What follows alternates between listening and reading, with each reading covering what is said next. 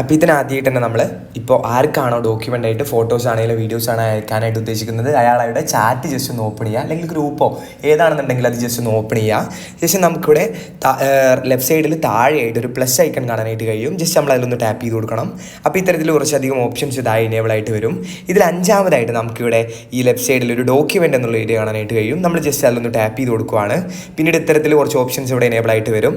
നമ്മളിവിടെ just choose photo ഓ video എന്നുള്ള ഏരിയയിൽ ആ രണ്ടാമത്തെ ഓപ്ഷനിൽ ജസ്റ്റ് ഒന്ന് ടാപ്പ് ചെയ്ത് കൊടുക്കുകയാണ്.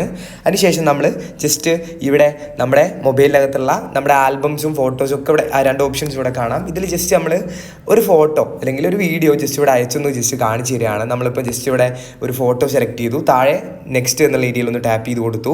അതിനുശേഷം ജസ്റ്റ് ഒന്ന് പ്രോസസ്സിങ്ങിൻ്റെ ടൈം കൊടുത്തതിന് ശേഷം നമുക്കിവിടെ താഴെ റൈറ്റ് സൈഡിലുള്ള ഏറോയിൽ ഒന്ന് ടാപ്പ് ചെയ്തിട്ടുണ്ടെങ്കിൽ ഇത്തരത്തിൽ ആ ഫോട്ടോ ഇവിടെ ഡോക്യുമെൻ്റ് ആയിട്ട് അയാൾക്ക് ഷെയർ ആവുന്നത് നമുക്ക് മനസ്സിലാക്കാനായിട്ട് കഴിയും. നമ്മുടെ വീഡിയോ ഇത്ര മാത്രമേ ഉള്ളൂ.